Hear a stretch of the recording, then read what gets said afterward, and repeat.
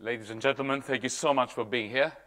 I haven't been to Sheffield since the mid-80s. The first time I came to Sheffield was, I had a similar task to the one I have today, but very different because the circumstances were different. I came here to picket during the steel workers' strike. Remember that, when we still had steel workers in this country? That was my first visit as a student to Sheffield. So, thank you for this fantastic Sheffield Wednesday. It sounds almost like a football team.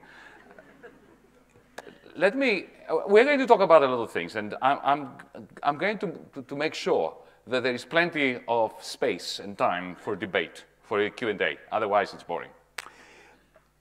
And in my presentation, I'm going to touch upon a number of things, but let me tell you what the main point from DiEM's perspective. DiEM is the Democracy in Europe movement that I'm representing here tonight. The main point of being here tonight is to use whatever capacities we have as a democratic pan-European movement in this country to start the process of healing the rift between progressive Remainers and progressive Leavers.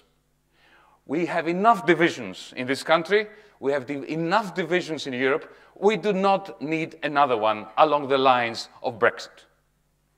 So if we can help in any way, those of us, the bloody foreigners that come to this country constantly to annoy UKIP people, like me, I mean, if we can do anything in order to be a kind of catalyst for overcoming this division, that will be absolutely splendid from our perspective.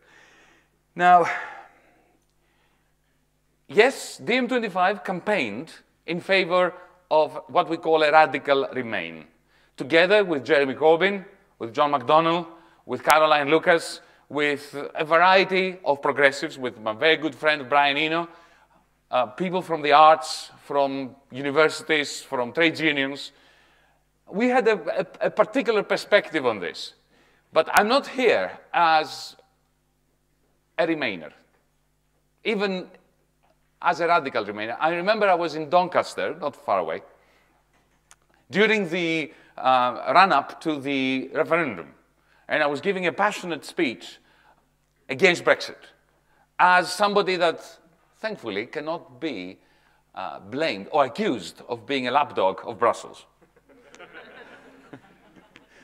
People were really very, very surprised that after what I experienced in Brussels, I would come to this country and say, don't vote for Brexit.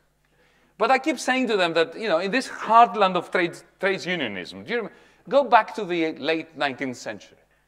Remember when trades unions were effectively hounded, and they faced an ironclad establishment trying to annihilate trades unionists. Well, they succeeded under Thatcher, but it took them 100 years to succeed. Trade unionists in Sheffield, in Manchester, in Doncaster, they don't turn around and say, well, in that case, our policy will be one of disintegrating the British state. No, their policy was that which DiEM25 adopted, in and against. We want to enter the institutions democratically in order to be against what these institutions are doing to the people of this country. That was our view about the European Union. The European Union is an awful set of institutions. They combine, in the most spectacular manner, authoritarianism with incompetence. But that is not an argument for turning against the European Union and saying we wanted to see it disintegrate. That's why we supported Remain, even though, think of the tragedy that some of us faced, being on the same campus David Cameron, Christine Lagarde, Wolfgang Schäuble, the Bank of England, the Treasury. I mean, imagine. But this is the problem when you have binary choices. If you went against them, you would be together with Nigel Farage. So,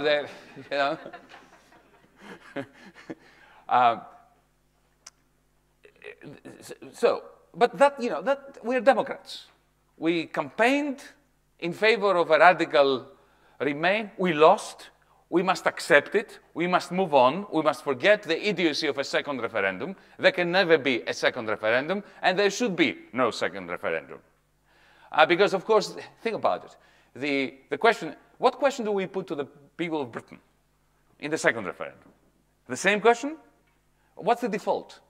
If you say no to the agreement that Theresa May is going to bring, and it is going to be a despicable agreement, there's no doubt about it. This is a dog's Brexit. So whatever she brings back is going to be awful. But the question in a referendum is, do you say yes to this or do you say no to this? But what does it mean to say no to this? What's the default? If we say no, what do? We stay in the EU, or do we do a hard Brexit? We need another referendum to decide what the question will be, what the default will be of the second referendum. But that is rubbish, right? This is not how politics works. So I'm all in favor of referenda, but you can't have a second referendum in order to untangle the dog's Brexit created by the Tory government, a very cynical Theresa May, who voted for Remain, and the next day she became a hard Brexiteer before entering that long, painful slide towards what I call the Hotel California conundrum. Remember the last verse in Hotel California? You can check out any time you like, but you can never leave. This is the conundrum that Theresa May is facing. Because now she's going to be stuck in a customs union, but not a single market. In other words, she's going to give a major gift to the German car industry and to the car industries generally. And you know, you happen to have a trade deficit with the rest of the European Union. But when it comes to the service sector, which is where you are strong, where this country is strong, you're not going to be the single market. So you're going to effectively choose the worst of all possible worlds. Not you, Theresa May will. And you have a cabinet that know all this. They're keeping her there to deliver a bad Brexit so that then they can assassinate her. At the same time, you have Michel Barnier, who is representing a callous European Union, which effectively issued what amounts to a declaration of war against this country the day after the referendum. Remember when Michel Barnier, sometime in September, whenever it was, he laid down the rules of the game, of the negotiation. And he said there will be two phases. In the first phase, you're going to give us everything we want. And in the second phase, we're going to discuss that which you want, after you've given us everything we want. That is what you'd say to somebody if you want to declare war to them. If you don't want a decent, mutually advantageous agreement, this is what you say to them. Yeah? You say, first you give me everything I want, and then I will listen to you. No commitments.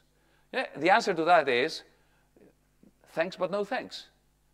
But Theresa May was not going to say that either. And of course, because of the composition of a Tory cabinet, which is incapable of making any decision. So in the end, they are going to slide into the worst possible Brexit outcome. But what can we say? This is the tragedy we're facing. We have a Brussels establishment whose greatest fear, whose nightmare, is a mutually advantageous agreement between Britain and the European Union. Because it is a huge error to identify the European Union institutions with the peoples of the European Union. Not the same. They don't care about the same things. And I can prove this. I have the eyewitness account to provide you. What they did to us in the spring of 2015 was inimical to the interests of every European, except speculators and except the establishment in Europe that have built up whole careers and networks of power on being authoritarian towards the peoples that they supposedly service. So you have a European Union that, imagine if there was a good agreement between the EU and Britain. For Macron, for Merkel, for Barnier, for Juncker, that is outrageous, because that would signal to the Spanish, to the Hungarians, to the Greeks, that you can clash with the European Union institutions and get a good deal out of it. So, a mutually disadvantageous agreement is what's going to happen.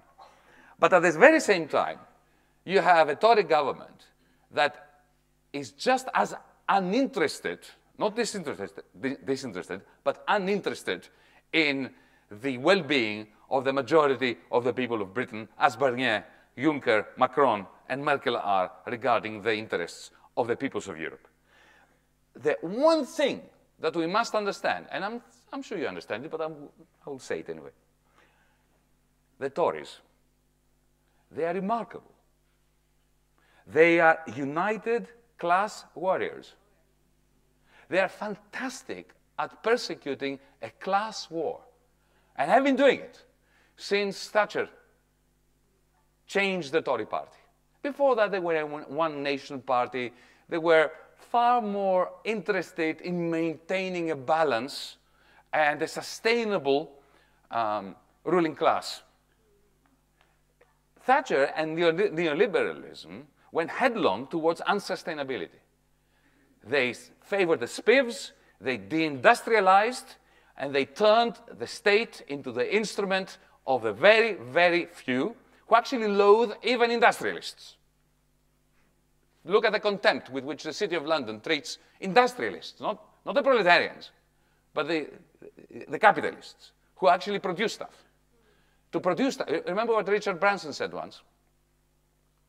Manufacturing is finished. All we need now is to own brands, remember? And he said this in a speech, I think it was at the London School of Economics, some academic institution. He was hailed as a hero of the young idiots who study in those institutions, unlike this fantastic institution here. So that's what the Tory party does. They're very good at it. They fight with one another. They can loathe one another. They have huge rifts over Europe. What is the great disagreement between them? Do they want to share their authority over the majority of the Brits with the French and the German ruling class, or do they want to have it on their own, as they used to do in the era of the empire? That's what the rift between Remainers and Leavers within the Tory party is. But in the end, they know how to unite in order to conduct together a class war against these people, your people. They call it austerity. What is austerity? Austerity is a cynical attempt to shift private losses of the City of London onto the shoulders of the people who never benefited from the Ponzi schemes of the City of London. That's what it is. It's austerity for the many, the free market forces for the many, and absolute socialism for the bankers. That's what it is. Yeah. And then you have the Labour Party. The Labour right, if the Tories are the class warriors, the Labour right are the appeasers of the class warriors. They are far more interested in changing themselves than changing society. And they're very, very good at utilizing the fear caused by the mass media, the fear of change, in order to say, well, at least we are going to protect you from the worst excesses of the class war that is waged against you. And if you think about the Tony Blair period, this was a very interesting period of what I call a Faustian bargain. The new Labour agglomeration back then under Tony Blair cut an interesting deal with the city. The deal was this: we are going to turn a blind eye to your shenanigans. We are going to unshackle you completely from any regulation of the derivatives market in particular. This means that it is effectively like allowing you to have an ATM that prints money in your living room. The money is privately minted, because don't forget that banks create money. Private banks create money. Only 3% of the money in your pockets comes from the Bank of England. 97% is created by the city. So if they're unshackled from regulation, of course they can create a lot more of it. And of course this builds up a huge pyramid, which at some point, as all children that have ever piled sand on top of sand, building a sandcastle on the beach in the summer, understand that inevitably is going to collapse. And in return to this, what Tony Blair got was a percentage of that loot from the City of London by which to fund the NHS and the welfare system. And he did fund it. A lot of money went into the welfare state. But it was all percentages, it was crumbs off the table of the City of London. Crumbs that came out of a huge piece of dough that was always going to implode. It imploded, and then both the Labour Party, the Labour right, and the Tory Party decided that the losses incurred by the City of London will have to be pushed on to the shoulders of the weakest of citizens in this country. And then there's Jeremy Corbyn, there's John McDonnell, my friends, comrades, good people from other parties like Caroline Lucas that I mentioned before. You're very lucky in this country. Do you know that? Look at every other country in Europe.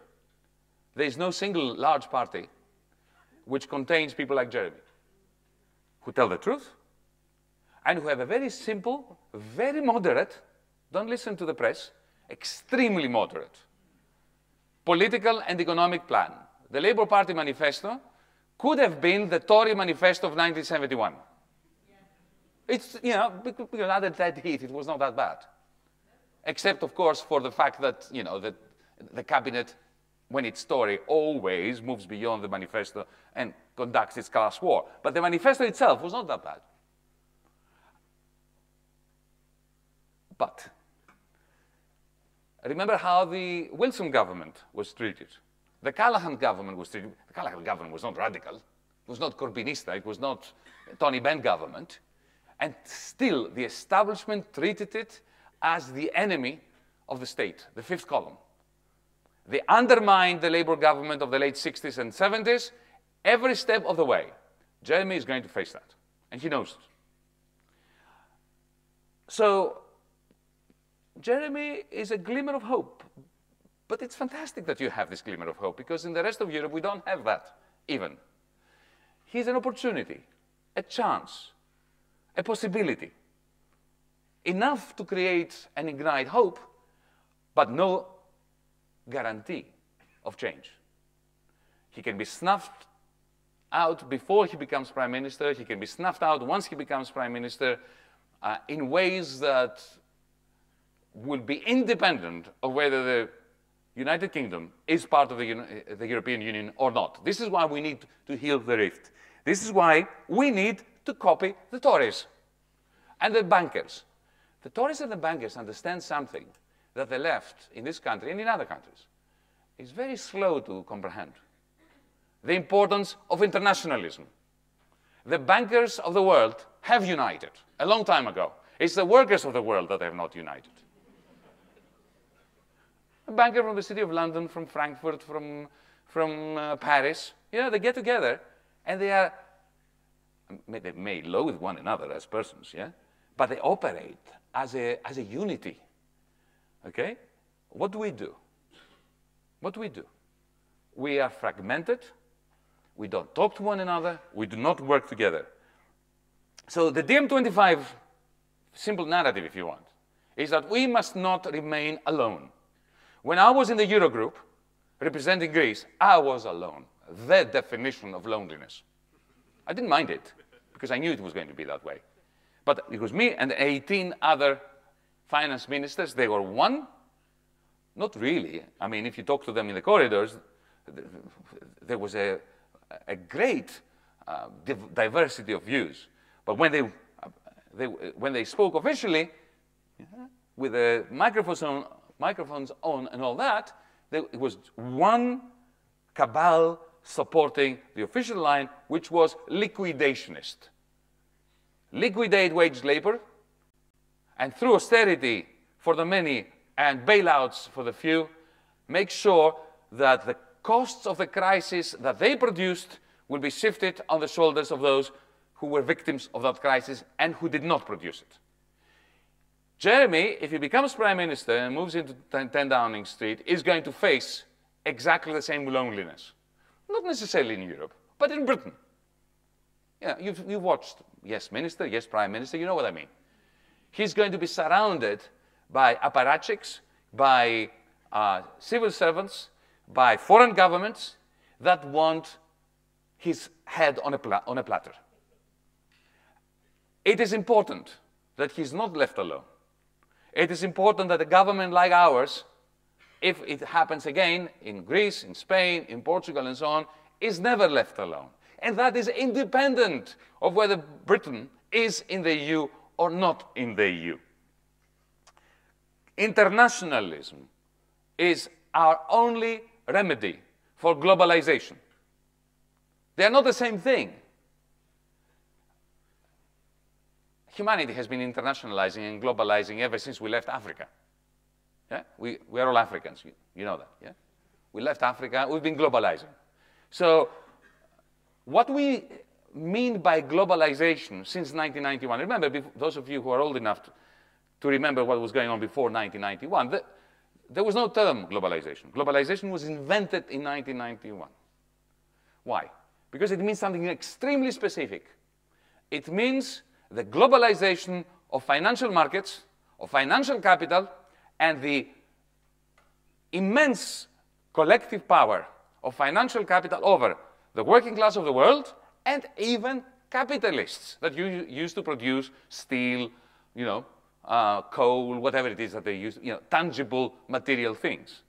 Today, if you are producing solar panels, you are treated by financialized capital with the same animosity as if you were a trades union. This is important to note. We're moving into a world where the production of the things that humanity needs is being proscribed, and it's being placed at the lower end of any list of priorities. That's globalization. Now, the good news is that globalization is dying.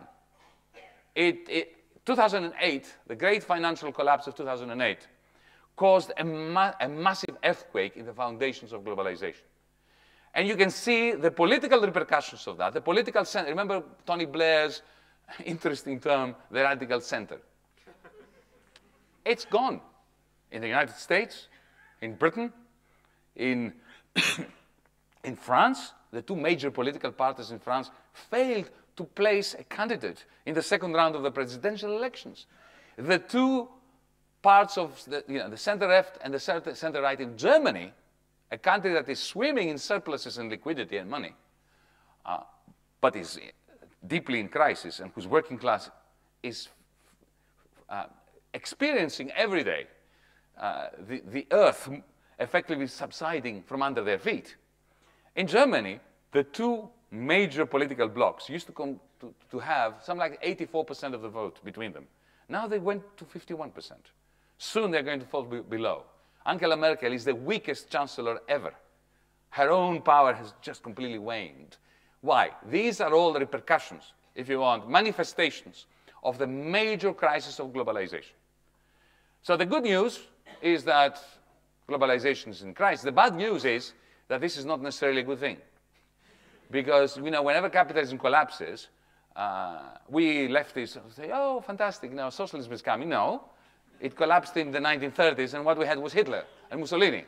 So there are no guarantees that if capitalism enters a deeper crisis than the one it has, that something good will come out of it.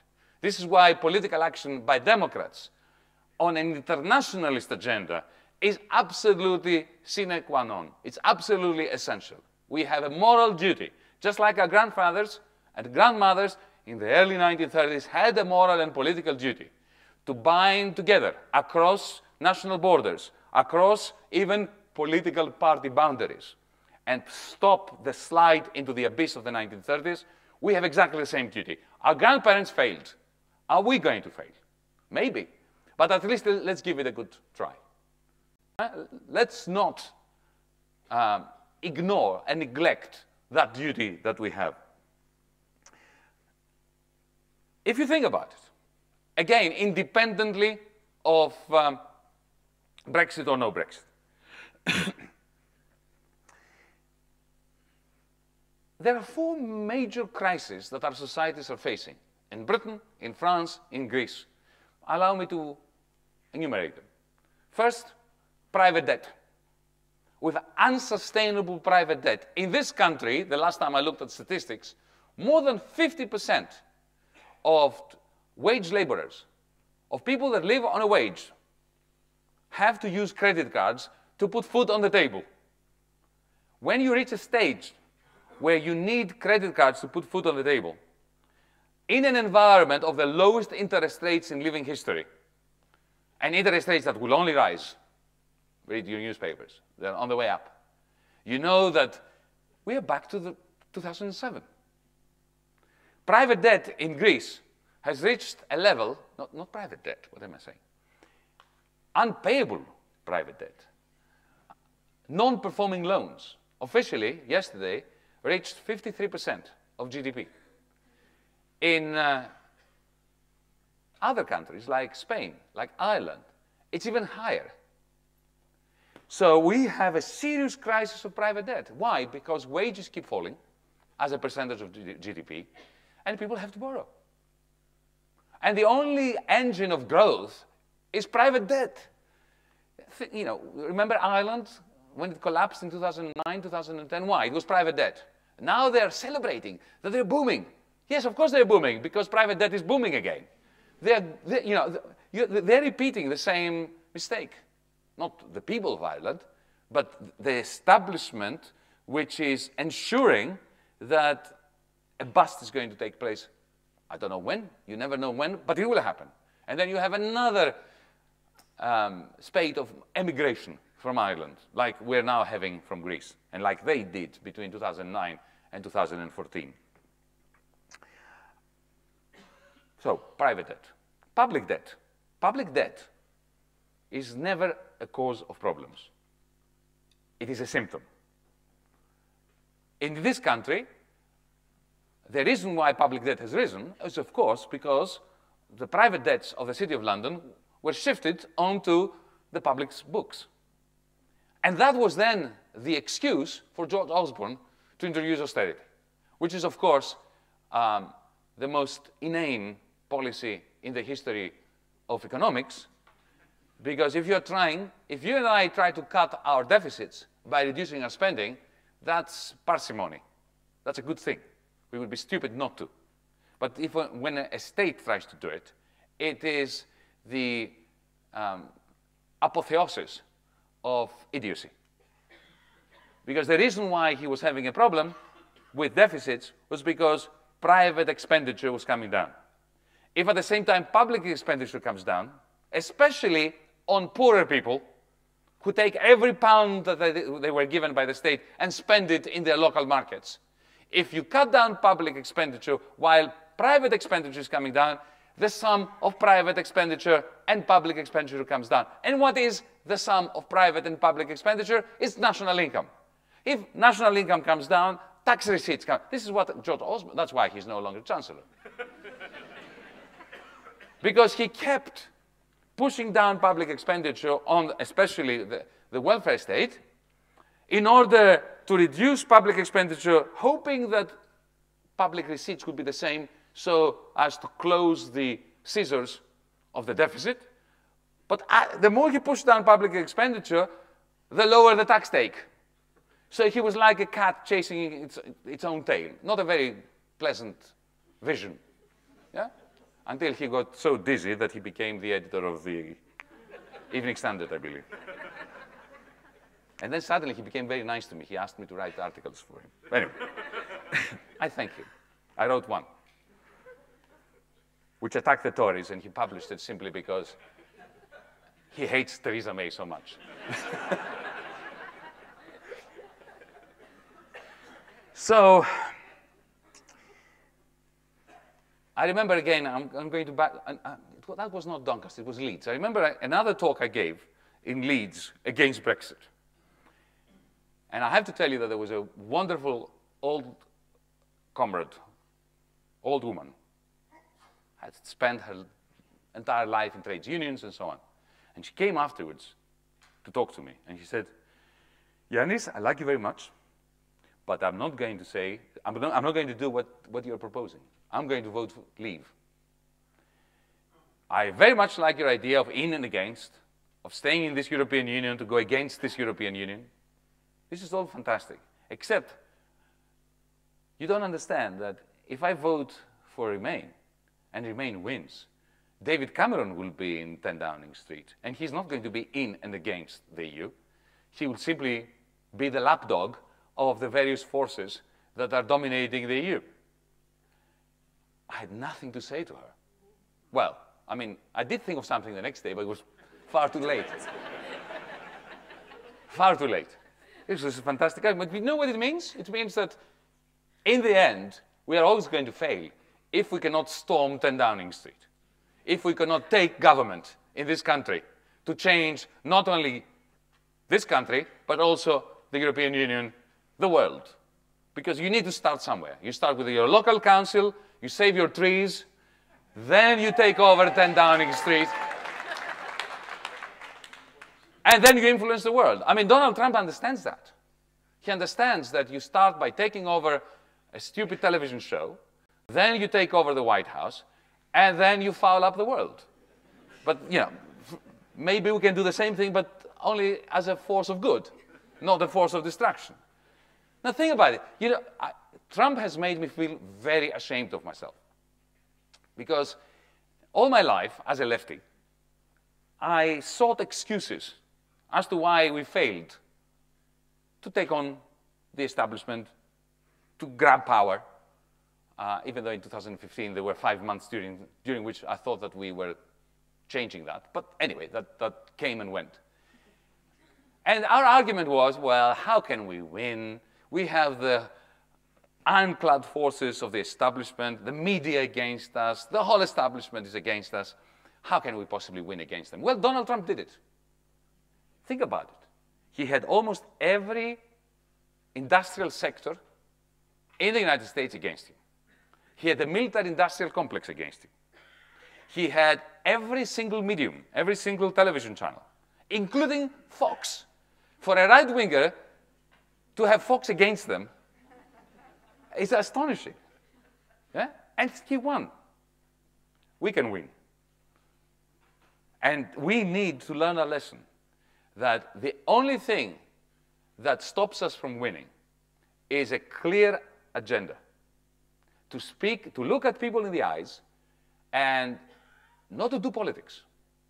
Speak politically, but not do politics anymore. This thing where we are all gathered, you know, the politicians gather inside the room, they hate each other. They disagree on everything. So they come out with a policy which is the lowest common denominator of what they can agree on, which is rubbish. None of them believe in it. And then they come out and campaign on the basis of that, which they don't believe in. We've got to end this. And at DiEM25, we try to do this. I don't know whether there is any chance of success, but I will assume there is, because sometimes it is important to assume and not to rely on empirical evidence. Because in society, we can create empirical evidence. It's not like the weather. If you're a good meteorologist, you need simply to observe. And through empirical methods, human empiricism, you project into the future and you predict the weather. But in society, our predictions about what is going to happen are essential ingredients of what is going to happen. Imagine a planet where the weather depends on the average opinion amongst citizens of what the weather will be. Then meteorology goes out of the window. It's no longer necessary. And what we need in order to have good weather is political action, democratic political action. This is why it is essential that we shift into a new kind of politics where we call a spade, and we are not impeded by the fear that the establishment is going to stop us. And in the end, not to care about the outcome. It is important not to care about the outcome. It's the fear of failure that makes politicians of the progressive forces freeze. Let's try for once to do what we think is right and to tell people what we think must be done and to engage them and say to them, look, you take over this movement, create a movement, and you have to people that movement. But of course, in order to do that, we must also have politicians who don't want to be elected. That's important. You know, we are in a university. I spent all my life in universities. I can tell you that I could not, for the life of me, understand why my colleagues wanted to be head of department, dean, vice chancellor. My view was that anybody, any professor or lecturer who wants to be head of department should be fired immediately.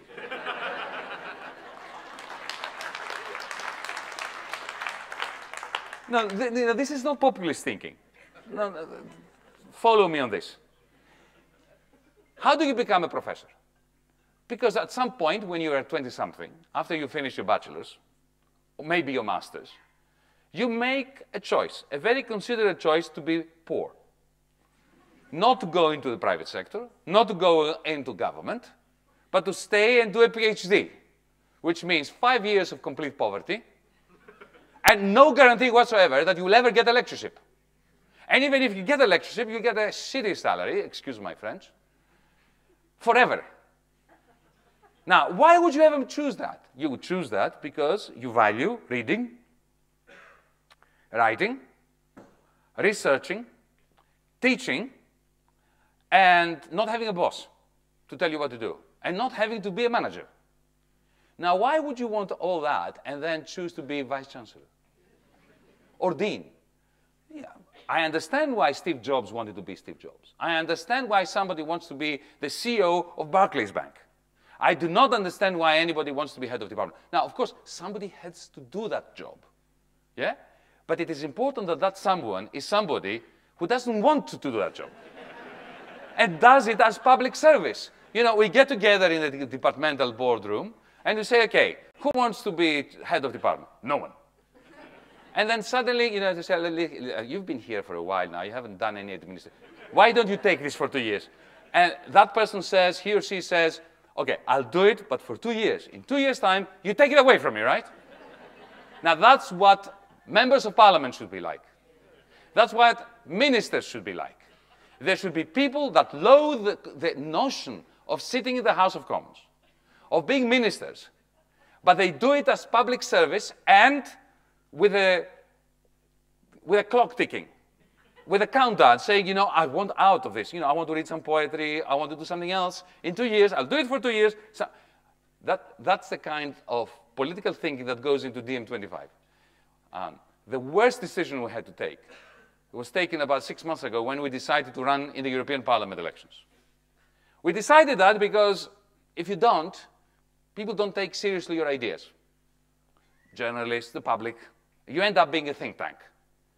But I can assure you, it was a very difficult decision and not something we wanted to do, but we are going to approach it with this mindset. It is a chore. And it is a chore that no one should be forced to do more than a period of 2 years.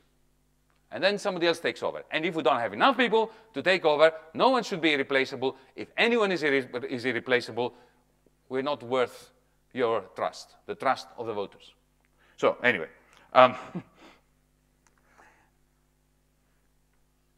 so going back to that lady who said to me that if Remain had won,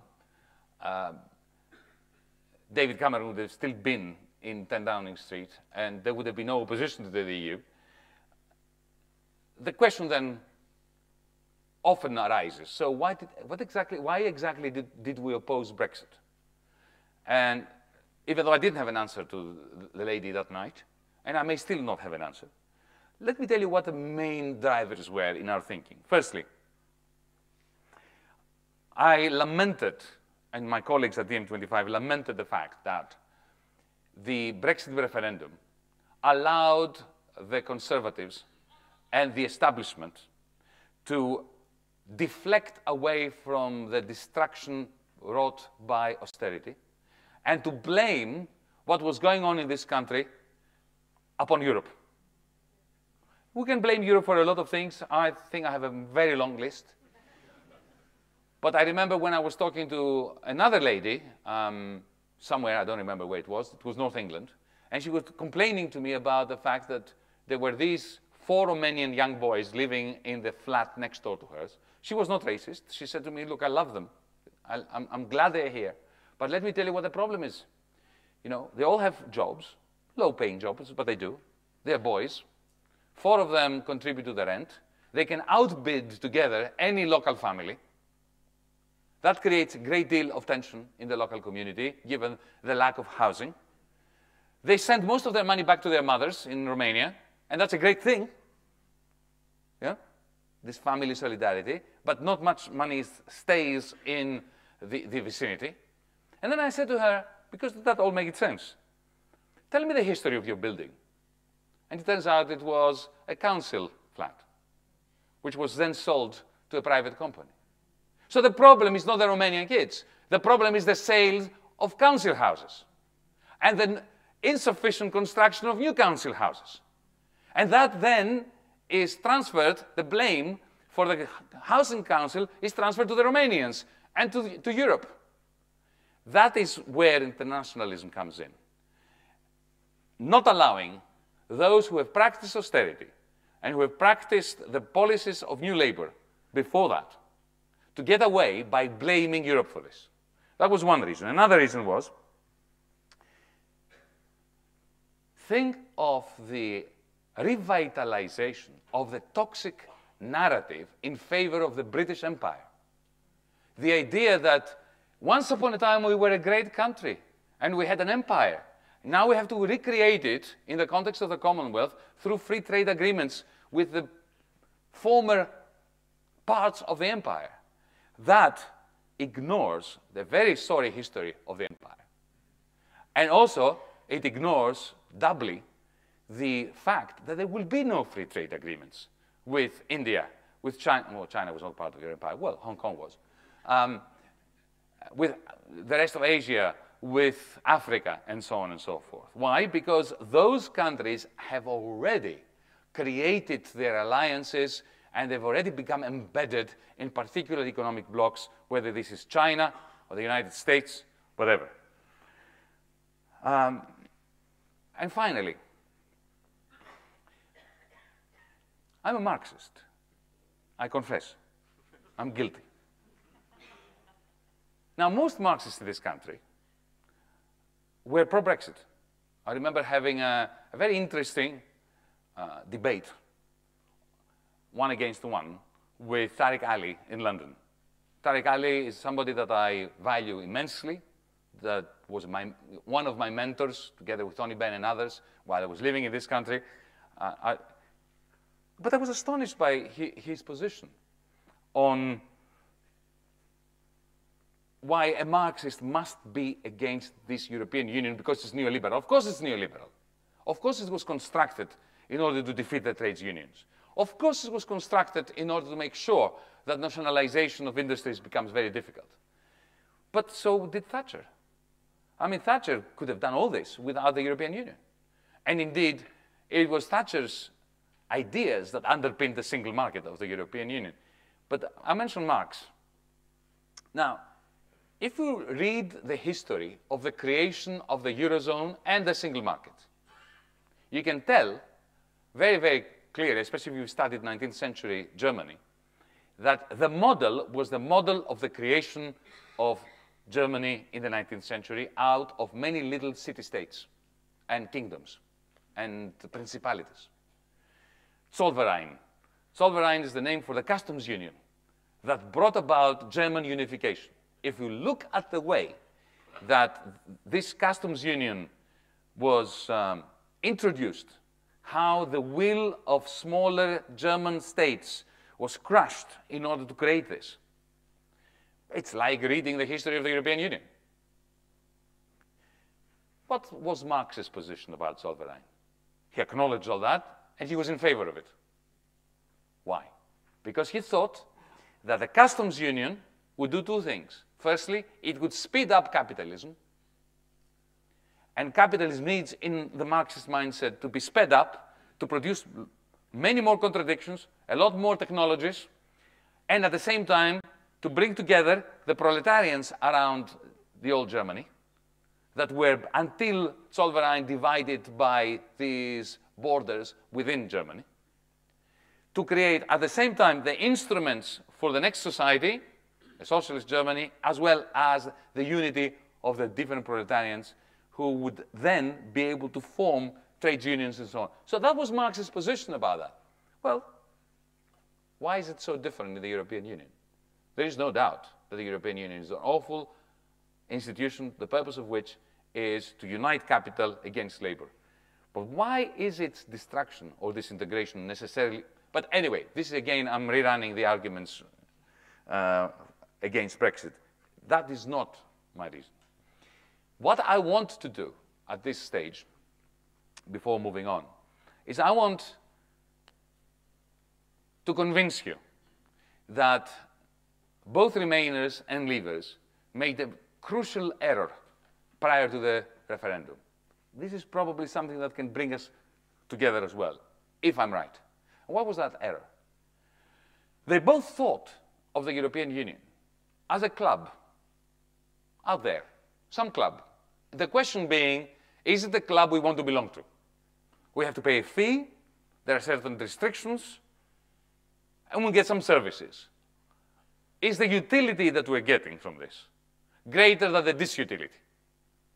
And there was a disagreement. The Remainers were saying yes, the Leavers were saying no. Where is the error?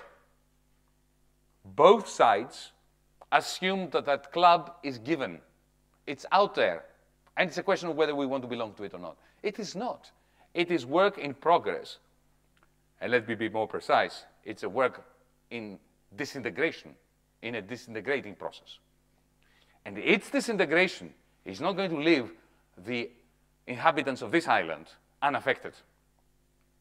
The disintegration of the European Union is going to have a massive negative effect on the people of this country. You do not want to live next door to a 500 million market which is falling prey to its establishment uncontrolled authoritarianism. So a progressive British government is going to find it much harder to do progressive things in this country if Europe goes to the dogs, or as it is going to the dogs. And allow me to add to this a little hypothetical of mine. Remember, in the 1990s, Tony Blair wanted Britain to enter the Eurozone. And it was only Gordon Brown that stopped him, thankfully, for this country. But imagine he had not stopped him. And you had entered in 2000, and your wallet was full of euros, and the pound was, like the drachma, a museum piece. Yeah? Just imagine for a moment. 2008, the City of London collapses. You needed something like 80% of your GDP to salvage the banks. But you wouldn't have the printing presses of the Bank of England to do it. The European Central Bank would not be able to help you because its rules prohibited them from minting the money. This is why we, Greece, had to actually borrow it. It's not the same thing to mint the money and to borrow the money. There's a fundamental difference. So allow me to say this very simply. There would have been no referendum in this country had you been in the euro. And there would be two possible outcomes. One is that the European Union would simply disintegrate completely. Because if a major bloc like Britain comes out of the monetary union collapses immediately. And when the monetary union collapses, there will be no European Union, because the European Union sits on the foundation of the euro. So we would all have left the European Union. There wouldn't have been a Brexit referendum because there would be no opportunity to have this debate and to wait. There would be no vote. What would have happened? Remember Norman Lamont's famous moment when he sung in the shower when Britain left in 1992 from the exchange rate mechanism? This is what would have happened. Overnight you would have left, and everybody would have left. And that would have been okay, because then you wouldn't have had that toxic debate in Britain. And then we would have to sit around a table and actually rejig some kind of economic area in Europe, because we needed to. That would have been better than what we had. Alternatively, the European Central Bank would start minting money in order to keep Britain in the Eurozone. And Europe would have been changed completely. This combination of austerity and bailouts would simply have to go, and the European Union would have become a completely different beast, with a potential for becoming a lot more progressive and a better place for Britain to be within. So you see, your decisions in this country are central in shaping Europe. And they will remain central even after Brexit. And let me give you an example. People say to me, oh, what should we do now? Britain is out. You're out of the European Union. You're not out of Europe. Progressives from the continent and from the United Kingdom can get together and agree on policies, and I'm sure Jeremy would be in sync with this, that deal with those crises that I enumerated before: private debt, public debt, poverty, low investment. Let me give you a simple example, which I think is quite nurturing and also hope-inspiring for post-Brexit Britain, and for us on the European continent post-Brexit. The one thing that is keeping hope so subdued in this country and in Europe, the one thing that contributes to the precarity of wage laborers in this country, to the Uberization of the labor process in this country, and on the other side of the British Channel, is very low investment in the things that we need. And what do we need?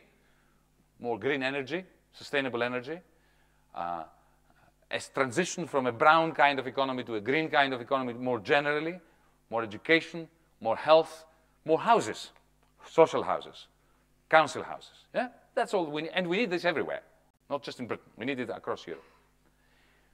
Allow me to give you a number. Actually, I'll give you two numbers. The first number is, do you know how much money is slushing around in the financial sector of Europe and Britain, doing nothing, as we speak? It's about 3.5 to 4 trillion pounds. It's money that is doing nothing. It's not being invested.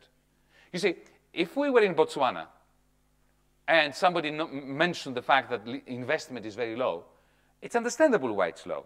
There's no money there. There's very little money available. So there is low investment. And that's a tragedy of a country like Botswana. But in Europe, we have 4 trillion sitting there doing nothing. Now, you don't need to be left-wing, right-wing to understand that there's something the matter here. It's not doing nothing, it's doing bad things. The owners of this money, the rich, the 0.1%, the corporations. You have corporations now that have savings. This is absurd, even from a capitalist perspective. Even if you're a free marketeer, you cannot defend the fact that corporations in Germany and corporations in France are sitting on a cash pile. Because the whole point of the Adam Smith Institute, the Thatcherites, is what? The corporations, the households are parsimonious and they save. Corporations borrow. The banks are the intermediaries. The corporations take this money and invest it. They create jobs. The jobs create the incomes. The incomes repay the debts. That's the right-wing neoliberal mindset, okay? Even by that mindset, what's going on is ridiculous. They'll have 4 billion, trillion doing nothing in Europe and in Britain. But why is it doing nothing? Because the owners of that money fear that if they invest it, they start producing goodies that people won't have enough money to buy. And then they will lose their money. If they thought that there would be enough aggregate demand, they would invest it. They would want to invest it. It's not that they're not against investing. But they are not prepared to make the move first if there is not enough investment from everybody else. So they're caught in a kind of what we call in economics coordination failure. They fail to coordinate as investors between them. So if they, let's say that most of them were optimistic, and they imagine that everybody else will be optimistic and everybody else amongst the rich will invest, so they imagine that the level of investment in aggregate will be high, and therefore, if they invest individually, they produce goodies, and because investment is high, aggregate demand is high, people buy their stuff. And then they make money. If they were optimistic, they would end up with an outcome, sales and profits, that would confirm their optimism. And then they say, see, I was right. But it works exactly the same in the opposite way. If they're pessimistic, they don't invest, then they notice that demand is not there and say, you see, we were right not to invest. And there is no market mechanism that can change that. If you are selling potatoes in a farmer's market, and you have an excess, you reduce the price, you get rid of it. End of story. You may not like reducing the price, but you will not have to take them home at night if you reduce the price sufficiently. So in those markets, in potato markets, the price comes down, excess supply is gone. But when it comes to investment in the money market, if there is an excess supply of money, which we have now in Europe, reducing the price of that, which is the interest rate, does not make it go away. Because people will say, those very investors will see, oh, but the Bank of England is reducing interest rates again below zero. Oh my God, things must be terrible. Why are we not going to invest? So it's exactly the opposite. It's not like potatoes.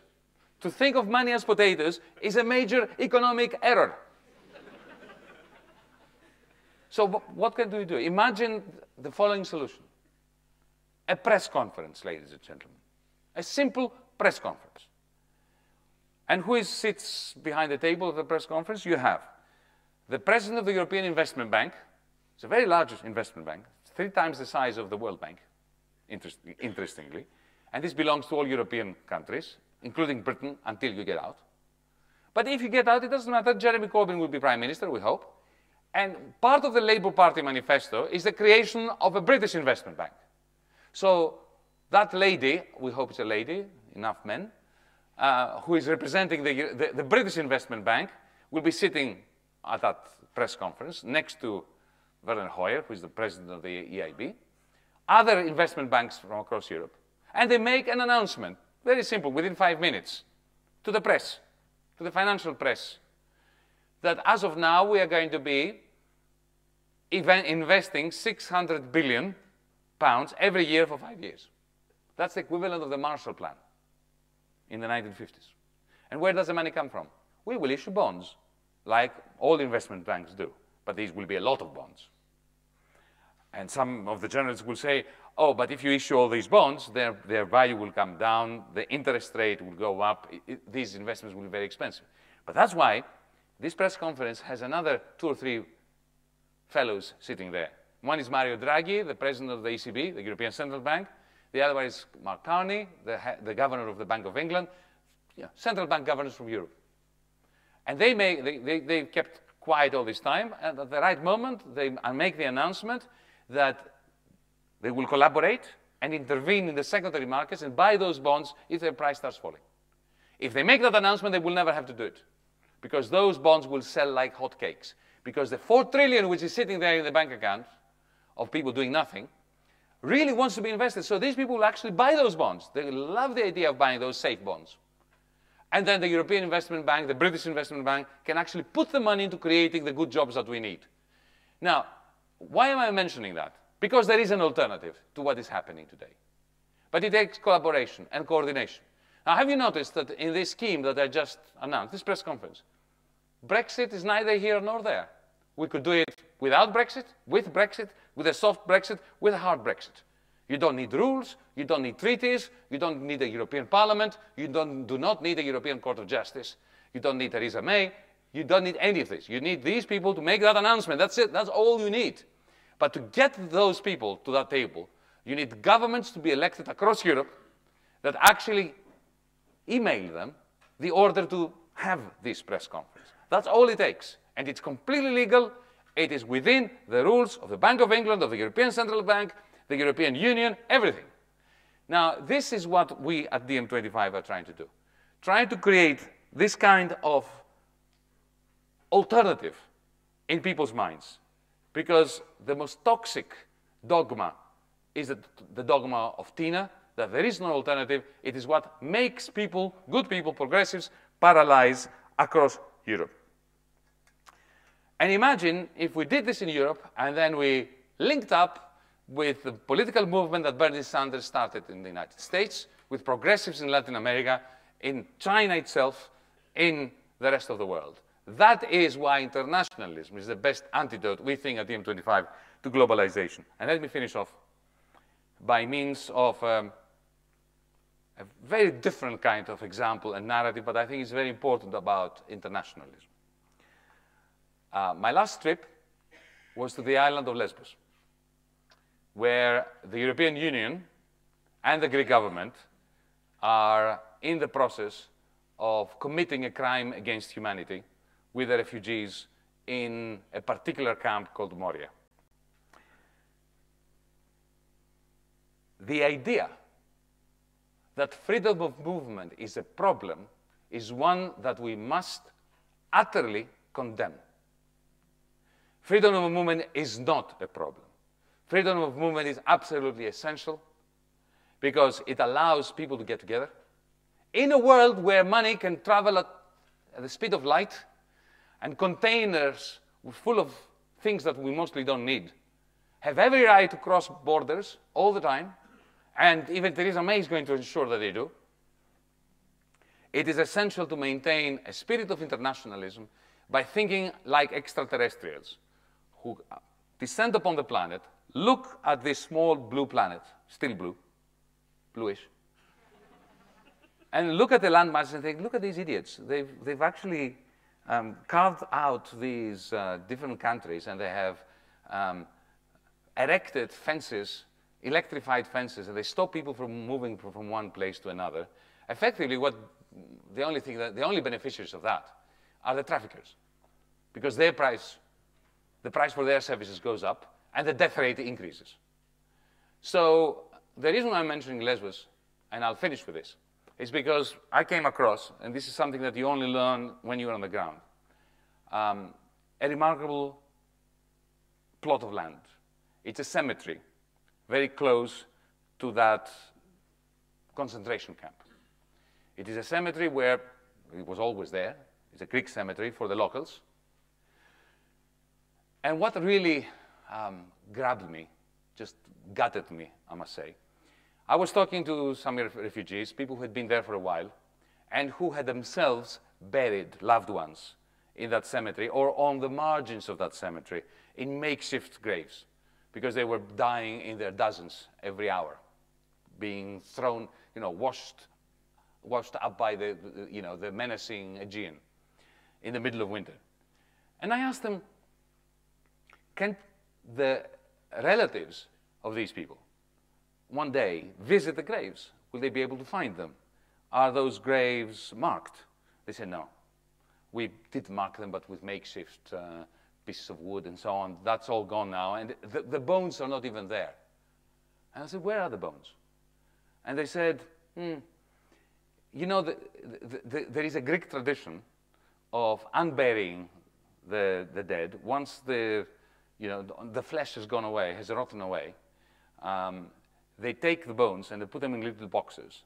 And if you have the money to do it, if the relatives pay the grave diggers to do it, and then they place them on a wall, and there is a little plaque, and you can visit that plaque. But because there is very little room for new graves, they recycle the old graves. But the poor Greeks, who cannot afford, whose families are either non-existent or who cannot afford this transfer of the bones into a little box, what happens with them is there is a hole in the ground where all those bones are thrown in. And I found it incredibly symbolic that the bones of the refugees were also thrown in the same hole. Isn't that an amazing case of humanity merging under the most appalling circumstances? That is internationalism. And I want to finish by saying that I'm bringing a tiny little token from Lesbos. See this? This is a wallet, and it's made out of a life jacket of one of the people. So who wants it? You raise your hand first. Thank you very much.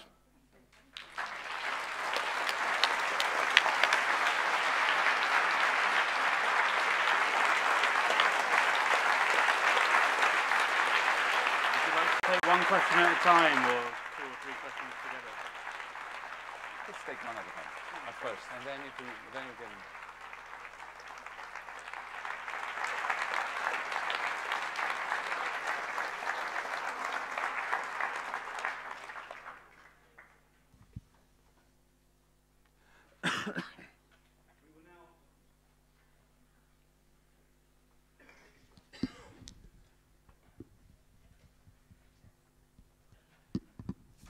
We'll now have a brief Q&A, so I'm just going to give our mics.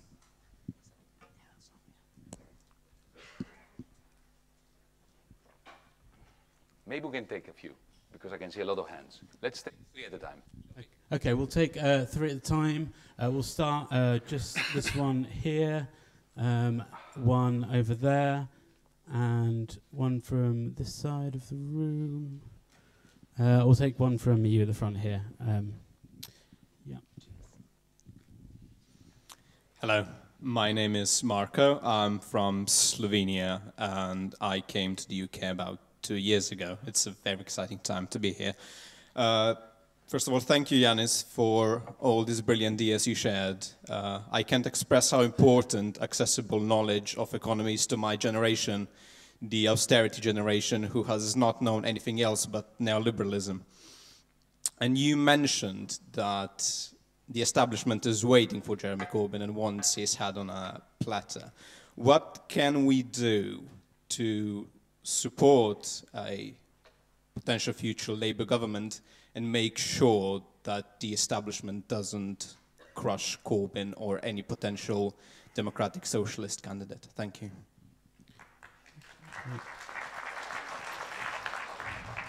Just take the second question. Yeah, so since that's a debate, I might want to challenge you on two issues. You said a second referendum is a stupid idea. And I think it was ironically David Davies who said a couple of years ago that if a democracy is not allowed to change its mind, it ceases to be a democracy. And regarding the question, I think you might just pose the question whether or not to repeal Article 50 that they triggered in March last year, and there would still be time to repeal that.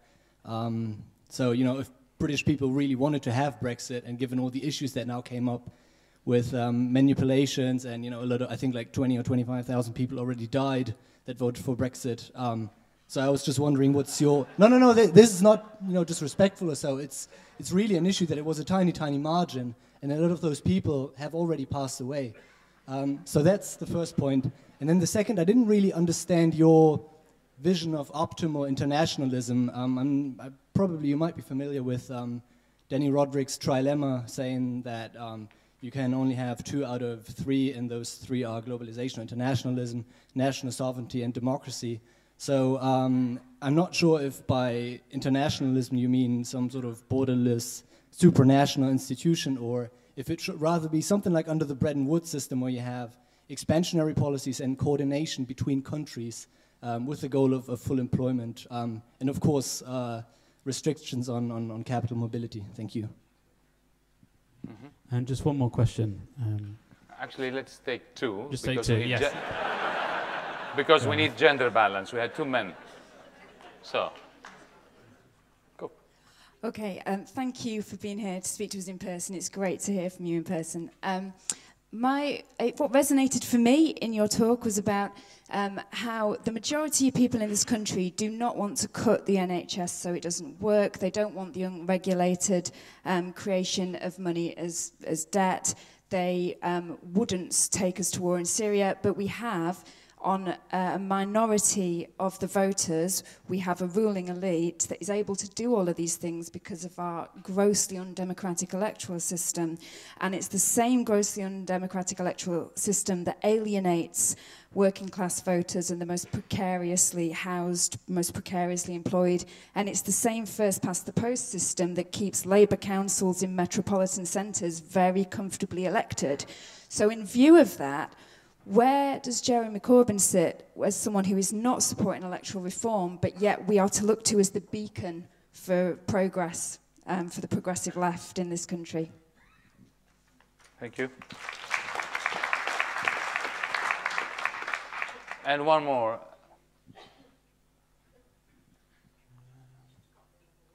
Yes, another one, yes. This in front, yeah, yes.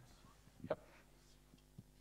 Hi, thank you. I do actually really want to know if you've still got your motorbike. Of course. But that's an easy one. But as long as I'm standing, I have a motorcycle. I wondered if you could say a few more words about the relationship of local democracy to the idea of internationalism.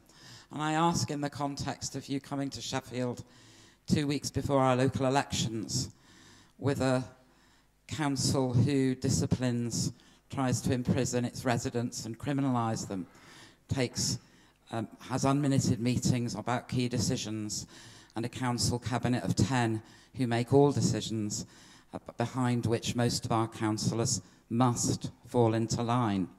And many of us on the left are very concerned about this situation and what we do at a local level and how we act as communities, because I think you're talking about a movement of internationalism in Europe, or certainly in Europe, as a Europe of the peoples. Still this idea about a Europe of the peoples and how communities and people can effect that kind of change and put that kind of pressure. But I wanted you to say a few more words about the relationship of local democracy to the idea of internationalism. Okay, thank you. I'll start from the last one and work my way back to the first one. Local democracy is perhaps the least contradictory term that involves the word democracy, because local councils are closer to voters, they're closer to citizens. If we get a chance at democracy, it must be at the local level. One of the criticisms that we have received as DiEM25, because we're a pan-European movement, people say to us, you know, this lofty European level that you are prioritizing, we're not prioritizing at all. Indeed, DiEM25 has done a lot of work with what we call the Rebel Cities Network. We have mayors from Napoli, Barcelona, Greece, that are bound together as part of DiEM25 on precisely that idea. Rebel cities, cities that are taken over by a large agglomeration of different movements, civic movements, in order to make the city the place of where the demos returns into democracy, because that's the problem with democracy. We've taken the demos out of it. So that is absolutely essential. But you're not going to get that if you simply rely on any major, even Jeremy Corbyn's Labour Party, to do it for you. You have to create the civic movements in Sheffield that will take over Sheffield, and you know, you can have Labour Party councillors as well, but they must not rule the roost. And this is what we believe, and we also believe that it's important to link up different European rebel cities together, bypassing national headquarters, governments, the European Union. So, yes, we are a pan-European movement, but we believe that we need simultaneously to act at the level of municipalities, regions. Regions are important. For me, Brexit is an English problem, a Northern English problem. England was left out of the devolution by Tony Blair. It does not have an assembly. It does not have a parliament, unlike Scotland and Wales. So there is a serious issue about democracy in England. Regional level, national level, and European level. To get our cities back, we need to get 10 Downing Street. We need to get Brussels. It's difficult, but we have to operate at all those levels. Your question. Look, what we call democracy is really oligarchy, and it was meant to be oligarchy. There is a fundamental difference between ancient Athens and the United States of America, or Britain. In Britain and in the United States of America, the beginning, the root of what we call democracy, or the republic, or whatever we call it, parliamentary system, is, if you want, the Magna Carta. And what was the Magna Carta? It was not a charter for human rights and freedoms. It was a charter for the rights of the barons. And part of their right was the right to have slaves, you. Whether you are formally slaves or wage slaves or you work for Deliveroo, it doesn't matter. It's the same thing. We live in a world formed by Magna Carta. And our democracy, if you read the Federalist Papers that were the foundation of the American Constitution, their number one worry is how do we stop the people from ruling when we allow them to vote? That's the American Constitution. Okay, so it's important to remember that. You asked a question that I've already declared my friendship and camaraderie towards Jeremy, but I'm going to be clear on this. The Labour Party's position on electoral reform is unsustainable. I would go as far as to say contemptible. We need proportional representation. It is remarkable to have a progressive movement that is supporting the first-past-the-post system.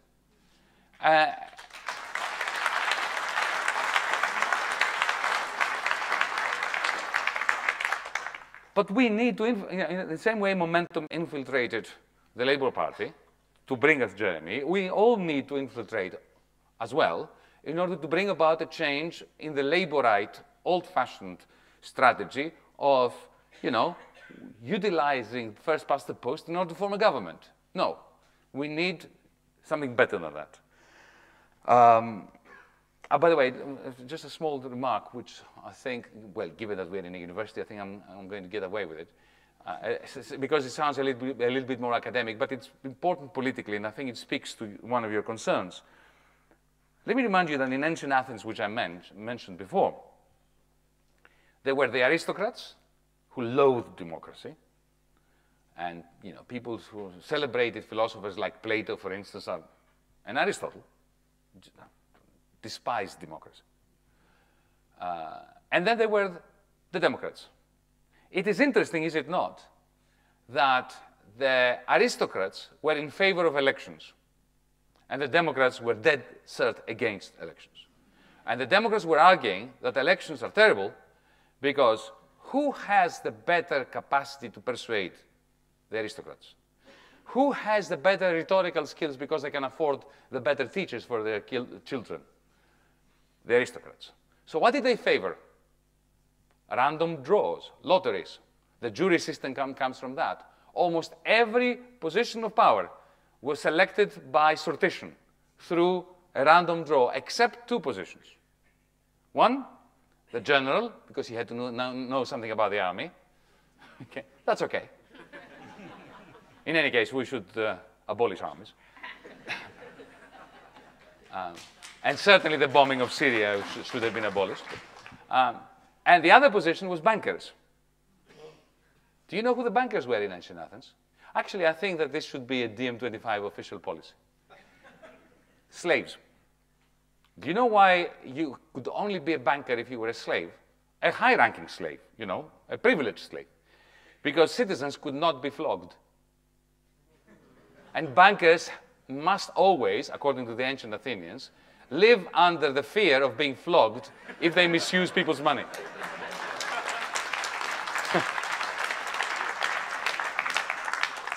Now, I'm not advocating the end of elections, but we need a combination of a jury system and elections.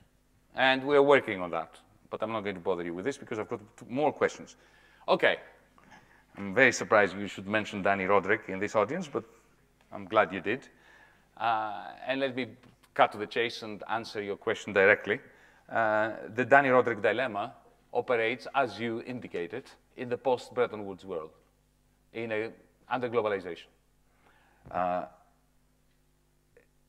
In Bretton Woods, by the way, is the place where there was this conference in 1944, in which, by negotiation, well, with a heavy-handed intervention by the United States, the system that prevailed in the 1950s and 60s was created. It was a system of effectively a common currency that included Britain. You didn't have the common currency in your pocket, but the fixed exchange rate between the pound and the dollar amounted to a common currency with Germany, with France, because all exchange rates were fixed. So it was effectively like having the same currency. There were no fluctuations in exchange rates. You would go for 10 years, 15 years without any change in the exchange rate. And you had an interest rate which was almost fixed at 4%.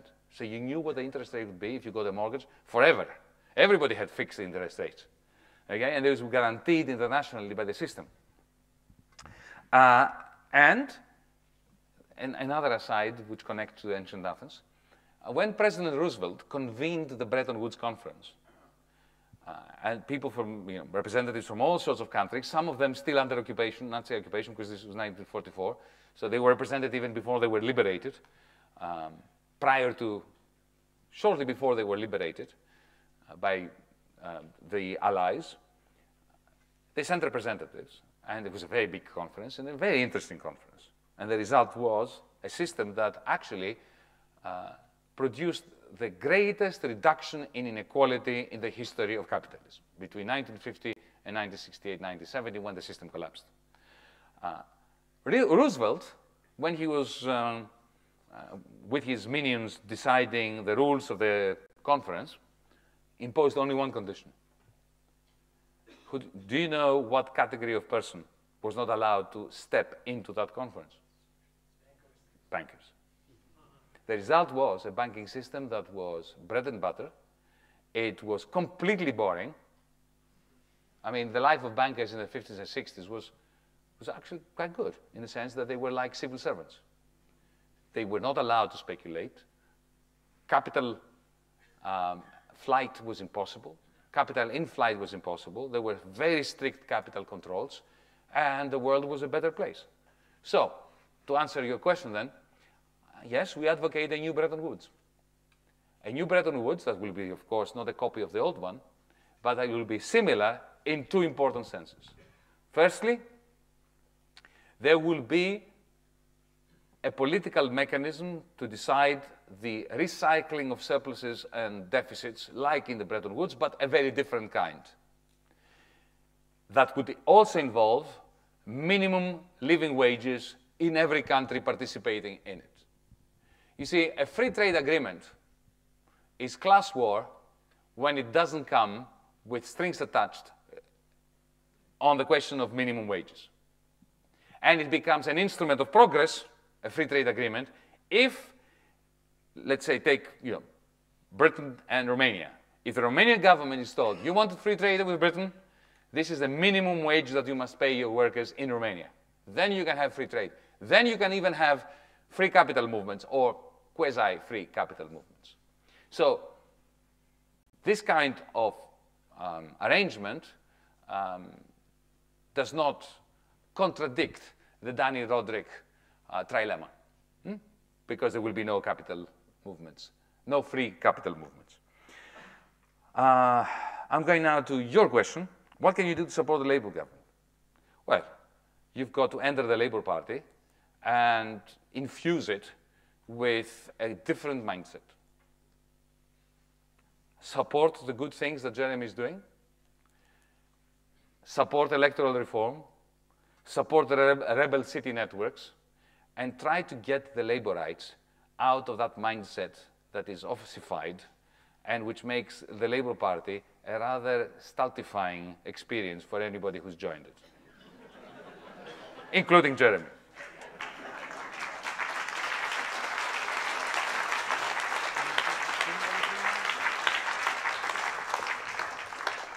So we've got time for probably just a few more questions. I'll take 2 or 3. Let's take, there's people from a bit further back. Remember the gender balance, right? Yes, I am, yes. The man in the black T-shirt with the yellow print on it at the back there. Cool. And, yeah, go for it.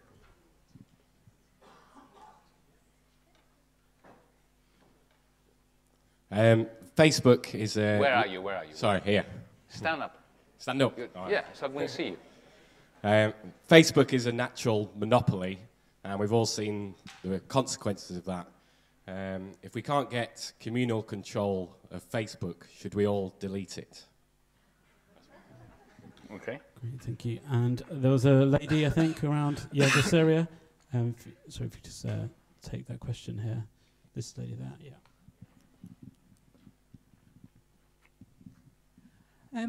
I think that we focus on economic growth because we believe that delivered well-being in the past era of growth, but it generated ecological devastation.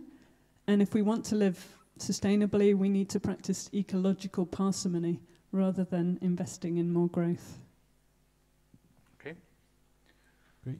2 more? Yeah, just another 2 more.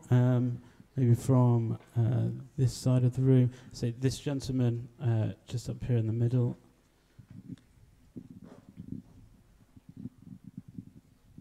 Hello, good evening. I have a little story before asking my question. So I'm French. My wife is... But no one is perfect. I'm a Greek economist, remember? My wife is Greek. We both live here in Sheffield. Back in the summer 2015, we were preparing our wedding in the wonderful island of Kefalonia. And at that time, you were finance minister for Greece, and that was a very exciting time to follow the news, you fighting against the Troika. And because of your action and those of the Greek government, the Troika decided to impose capital control and to close the banks. So in the very few days before my wedding, I should thank you for that. In a country where cash is king, that was very useful. Anyway, I'm very sorry we inconvenienced you. We followed you, we supported you, we were in favor of saying no to the referendum, and here come my question, maybe it's a bit complicated. How can you sure, because things have not changed in Greece, and you've trust maybe Alexis Tsipras, and how can you be sure that Jeremy Corbyn will deliver his promises when maybe you already have been betrayed once?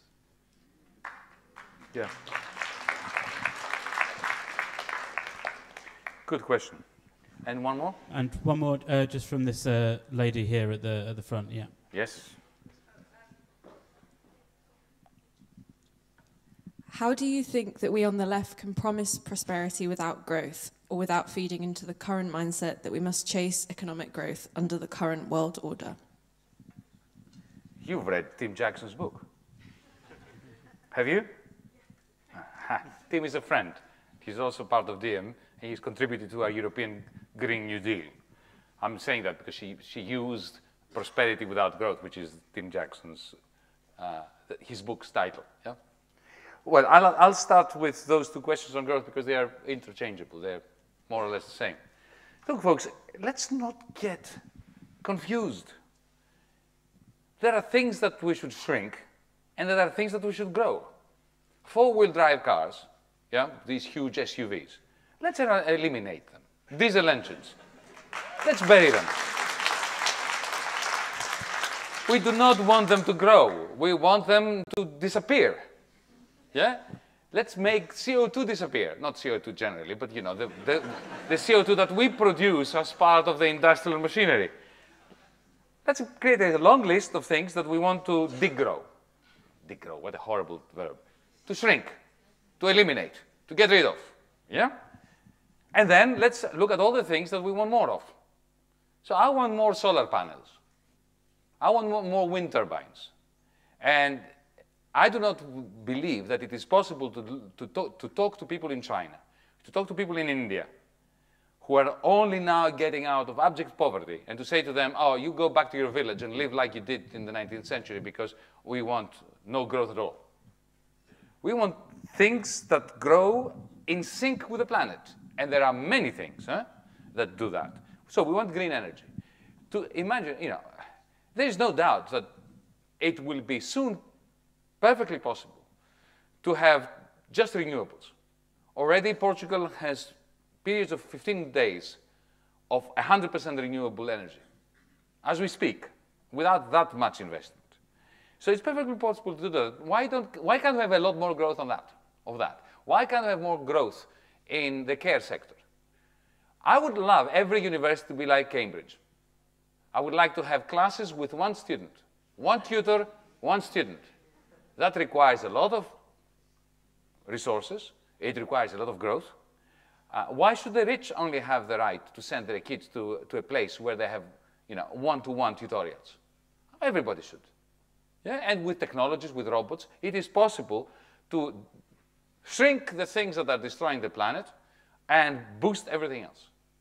So that kind, you know, is this a growth narrative? Yes, it is a growth. We want to grow the things that are good for us and to make the things that are bad for us disappear. That is prosperity without physical growth, because most of the things that are important to humanity, they need to grow in terms of quality, they need to grow in terms of intensity, so we need a lot more care for older people, for younger people. We need a lot more psychological support.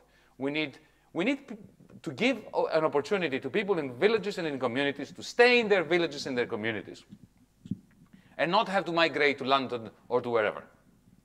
That requires more economic value. But economic value does not mean more cement, more steel, and more CO2. Okay. Now, you asked the question, you started very nicely with how I spoiled your wedding. I apologize profusely. But I have to tell you that that was one of the saddest days of my lives, as if I had many. The only reason why I accepted the Ministry of Finance, the only reason I accepted, in the end, the Ministry of Finance, was because I had been warning Tsipras since 2012 that the moment that he gets elected, he will receive a phone call from Frankfurt, from Draghi, from whoever is the president of the ECB, or one of his minions, to say to him, well, either you drop all this radical rhetoric and sign on the dotted line, or I close down your ATMs. And when I told Tsipras that, especially in 2013, when they actually did this in Cyprus, because this was just a rehearsal, a dress rehearsal for Greece, had nothing to do with Cyprus. If anybody's from Cyprus here, we can discuss this later if you want.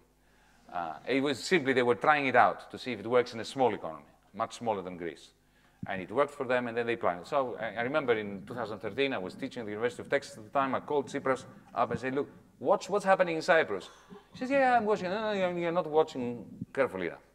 Because what you're watching has nothing to do with Cyprus. They're trying it out before they hit you with it. And he panicked. And he said to me, so how do we do? And I came out with, I put on paper a deterrence plan. What we had to do to deter the closing down of our banks and the capital controls. And at some point, this is what happens when you open your big mouth. He turned around and he said, this is a very good idea, but we don't have anybody to implement it, so I want you to be the Minister of Finance. And then at that point, one has a moral dilemma. Do you say no, or do you say yes? And part of that moral dilemma is, do I trust this guy or not? And I decided that I had a moral duty to trust him. Blind faith. And in the end, that plan, I was not allowed to implement, or I was trying to implement it, and then the rug was being pulled from under my feet at the same time by him and his people. That's why if you're David and you go against Goliath and you have a little catapult, and you realize when you enter the field of battle that the catapult has been taken away from you, then you lose. It's very simple. So how can we be sure that Jeremy is not going to do it Tsipras? That's the question, right? We can't. Seriously now, we can't. The only reason why I'm much more hopeful about Jeremy is because he's a little bit of a reluctant leader. Like I was saying before, somebody who never imagined of being prime minister. I'm sure he doesn't want to be prime minister. He's doing it as a chore, whereas Tsipras loved every second of it.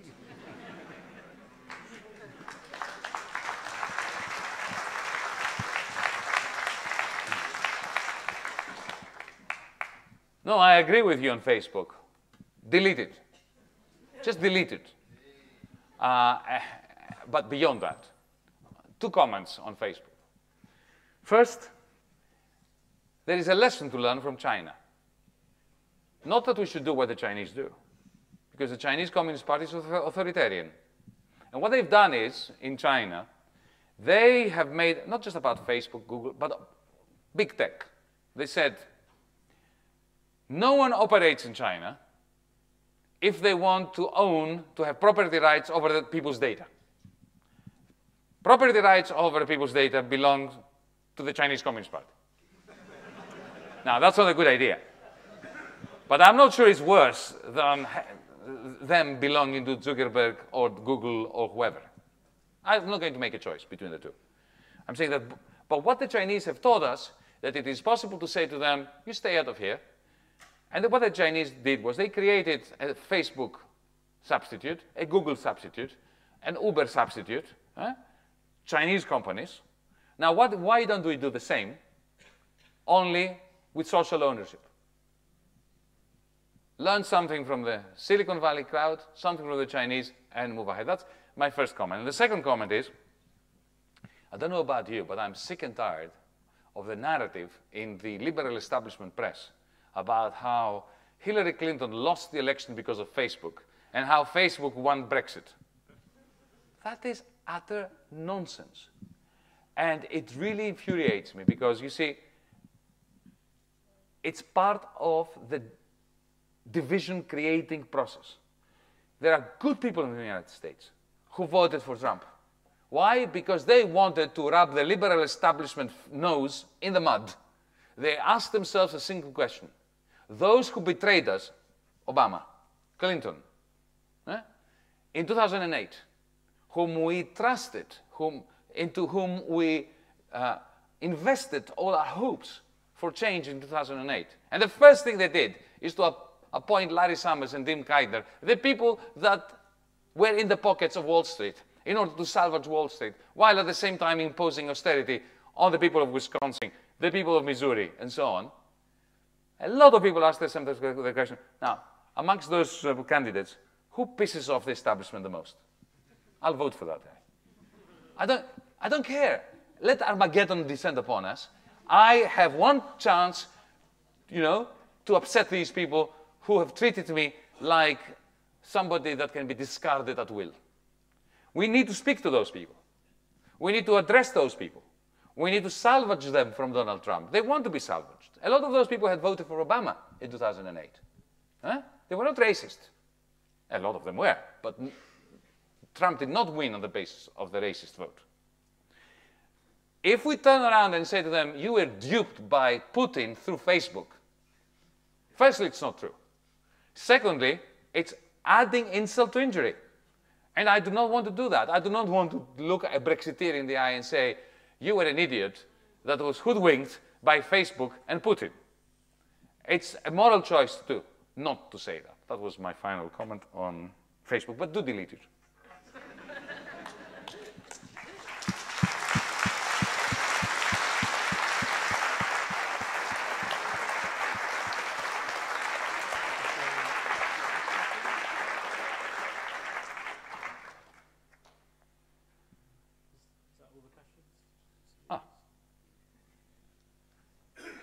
One more questions? Okay, so cool. we have more time. Good. Yeah, no, I was wondering if you felt, yeah, that's answered your question. Yeah, cool. A couple more. Let's have this gentleman here. I don't know if you could just and the lady. The microphone. Yes. Looking for another. You're not a lady. Yes, that lady there. Just this way. Okay. Okay, go. Is it over here? Hi. Good. We need to use our imagination for this question. It's 2025. Yanis Varoufakis, MEP. What have been your three greatest achievements over the period of your reluctant membership of the European Parliament? Let me answer this before we take the other one. Pardon? Reluctant. Yeah, reluctant. Right. I don't think I'm going to last 2 years. I think I'm going to resign before that. Look, there is no such thing as a European Parliament. There's something called the European Parliament. But it's not a parliament, is it? I mean, do you know that the European Parliament, that a European member of Parliament cannot initiate legislation? The European Parliament together, if everybody comes together and says, we want to introduce a bill, every single parliamentarian from all parties around Europe, they can't. It's not a parliament. It's a fig leaf for the lack of parliamentary democracy. People say to me, oh, you're arguing that we should have more democracy in Europe. No. More democracy, you know, simple primary school mathematics. If you multiply 0 with a positive number, you get 0. So there can not be more democracy in the European Union because there's no democracy in the European Union. It's like saying, I keep saying this, it's a bit like, you know, being on the moon, taking off your helmet and saying, oh, there is a deficit of oxygen. There is no deficit of oxygen. There is no oxygen. So we are not contesting the European Parliament elections because we're going to change Europe from the European Parliament. We are contesting the European Parliament elections because they give us a fantastic opportunity, because they happen simultaneously all over Europe.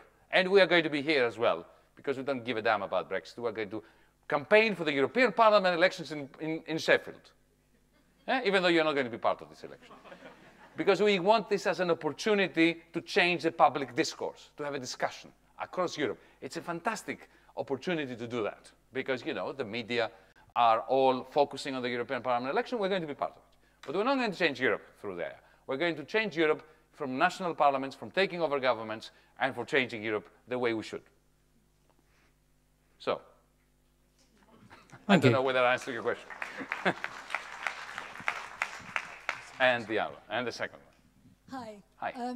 Listening to you talking just then about speaking to people that voted for Trump just to annoy the establishment, kind of reminds me that the more we can move away from black and white, yes and no, and more to that, we have more in common than we have that divides us, is a way forward. But how do you do that in politics?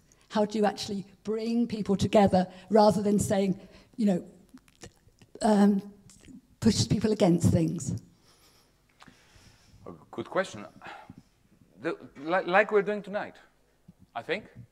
Because the whole point, remember how I started my talk? I said, there is primarily one message. Time to heal the rift between Remainers and Leavers. I campaigned for Remain. I recognize the arguments for Leave. It doesn't really matter. We now move on. Oh, by the way, I still owe you a question, an answer about the second referendum, which I will deliver it now. We move on, and we try to simulate all the good things about the European Union, even though you're outside of it. Like, for instance, the press conference. So this is, you know, we need to combine two things in politics, in progressive politics. And we have not been good as progressives in combining those two things. We need to have, on the one hand, the principled narrative. And on the other hand, concrete proposals of what could happen tomorrow morning within the existing institutions. We want to change the institutions. But if you say to people that only after we change the institutions will progress be achieved, people panic. They say, well, you will never change the institutions first and then bring about improvement. No, you have to show how the existing institutions, the Treasury, the European Investment Bank, the Bank of England, within its own rules, can be recalibrated to make an appreciable difference. It won't bring about the good society, but it can make an appreciable difference. That way you create the idea in people's minds that it is possible to move beyond the current divisions and make a difference in their lives, and that will re-energize the imaginary of the majority who started to see politics as a solution, not as a source of problems. And now, regarding the referendum, which I owe you an answer to, look, I think it's completely correct that people can change their mind. But I don't believe they can do it through a second referendum. And I gave you an example of why. Because if the first referendum was a clear choice. Do we get out of the EU or do we stay in? So if the answer is, so the proposal was what? Brexit, right? If Brexit were to lose, the default was clear, no change. We stay in the EU. Yeah, that was a binary choice. Now, if we have a second referendum, what do we say? What is the question? And what is the default? If we say no to Brexit, do we stay in the EU? Do we rerun the same referendum? You can't do it because Barnier is already on his war horse. Do you really believe that Brussels will come around and say, okay, you changed your mind, you stay as you were? No. They will extract a pound of flesh from Britain for you to stay in. For instance, you know, the rebate that Thatcher negotiated. I don't care about it. But what I'm saying is, very simple, that Brussels will try to rub your faces in it. You went against us and now you changed your mind. We will let you stay in, but A, B, C, and D will be different to how it was before. So you cannot go back to that. You cannot rerun the first referendum. The second referendum, you have to make a choice which is non-binary. Non-binary choices cannot be put to referendum. This is why it should be decided by Parliament. But think about it. So let's move on to the next question. Why can't Parliament decide whether there should be Brexit or not? Well, again, what is the default? May will come to you, to your member of Parliament, with a package. whatever she comes back with. And she will put it to a parliamentary vote. Yes or no. Yes means, okay, Brexit the way that she negotiated. What does no mean? What does no mean? It means a hard Brexit. It means getting out without even the good things that this awful package has. No parliamentarian is going to vote no. Even Remainers will vote yes, because voting no means an even worse Brexit. So, of course, people can change their minds, and the electorate should have the right to change its mind. Do you know, I am in favor of a second referendum, but not of the kind you have in mind. Not of the kind that annuls the first referendum. I would like a second referendum in 2025 for Britain to rejoin a democratized European Union. And then we can all campaign in favor of it.